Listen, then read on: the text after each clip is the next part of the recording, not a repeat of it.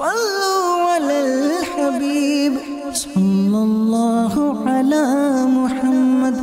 صلی اللہ علیہ وسلم۔ معجزہ بنا ہے اعجاز سے، بامعنی عاجز کرنا، یعنی وہ کام جس کے مقابلے سے بلکہ اس کی سمجھ سے خلق عاجز ہو۔ اور اصطلاح شریعت میں معجزہ ہر وہ عجیب و غریب خلاف عادت کام ہے جو دعوی نبوت کرنے والے کے ہاتھ پر ظاہر ہو۔ معراج یہ ہمارے آقا صلی اللہ تعالی علیہ وآلہ وسلم کا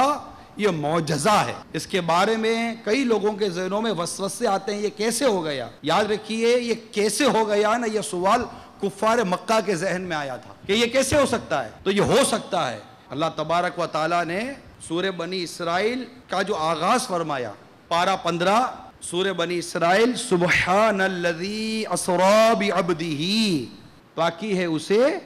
جو اپنے بندے کو راتوں رات لے گیا، لیلا من المسجد الحرام الی المسجد الاقصی، مسجد حرام سے مسجد اقصی تک۔ مفتی نعیم الدین مراد آبادی رحمت اللہ تعالیٰ علیہ نے اس آیت کریمہ کی تفسیر میں جو کچھ لکھا وہ میں پڑھ کر سناتا ہوں۔ چنانچہ آپ لکھتے ہیں، حضرت جبریل علیہ السلام کا براق لے کر حاضر ہونا، سید عالم صلی اللہ تعالیٰ علیہ وسلم کو بہت ہی زیادہ اکرام و احترام کے ساتھ سوار کر کے جانا، بیت المقدس میں سید عالم صلی اللہ تعالیٰ علیہ وسلم کا انبیاء کرام علیہ السلام کی امامت فرمانا، پھر وہاں سے سیر سماوات، آسمانوں کی سیر کی طرف متوجہ ہونا، جبریل امین علیہ السلام کا ہر آسمان کا دروازہ کھلوانا، ہر آسمان پر وہاں کے صاحب مقام انبیاء علیہ السلام کا شرف زیارت سے مشرف ہونا، اور حضور اکرم صلی اللہ تعالی علیہ وسلم کی تکریم کرنا، احترام بجا لانا، تشریف آوری کی مبارکبادیں دینا، میرے آقا کا ایک آسمان سے دوسرے آسمان کی طرف سیر فرمانا، وہاں کے عجائب دیکھنا، اور تمام مقربین کی نہایت منازل یعنی آخری منزل سدرۃ المنتہا کو پہنچنا، جہاں سے آگے بڑھنے کی کسی مقرب کو بھی مجال نہیں، کوئی آگے نہیں بڑھ سکتا۔ جبریل امین علیہ السلام بھی وہاں سے آگے نہ بڑھ سکے کہ قول کے مطابق آپ نے فرمایا، آقا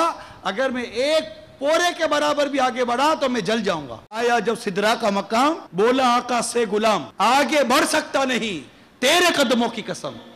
رک گئے روح الامین، بولے یہ سرور دی، تیری منزل ہے یہی، آگے اب جائیں گے ہم۔ تو مفتی صاحب لکھتے ہیں کہ مقام قرب خاص میں حضور صلی اللہ تعالیٰ علیہ وسلم کا ترقیاں فرمانا اور اس قرب اعلیٰ میں پہنچنا کہ جس کے تصور تک خلق کے اوہام اور افکار بھی پرواز سے عاجز ہیں، وہاں مورود رحمت و کرم ہونا، انعام الہیہ اور خصائص نعام سے سرفراز فرمایا جانا، ملکوت سماوات و ارض اور ان سے افضل و برتر علوم پانا، اور امت کے لیے نماز فرض ہونا،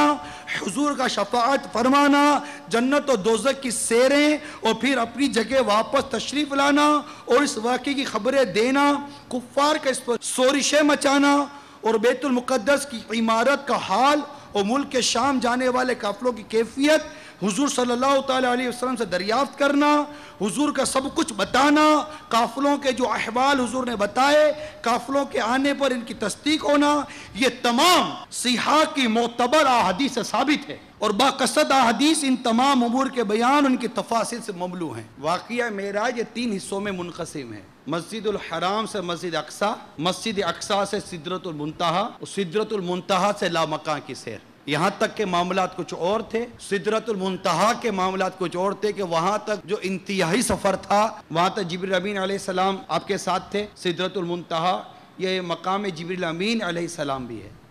آپ نے وہ اعلیٰ حضرت کا شعر سنا ہوگا، بے لقائے یار ان کو چین آ جاتا اگر بار بار آتے نہ یوں جبریل سدرہ چھوڑ کر۔ آقا صلی اللہ تعالیٰ علیہ وآلہ وسلم سے ملے بغیر اگر جبریل امین کو چین آ جاتا تو بار بار آتے نہ یوں جبریل سدرہ چھوڑ کر،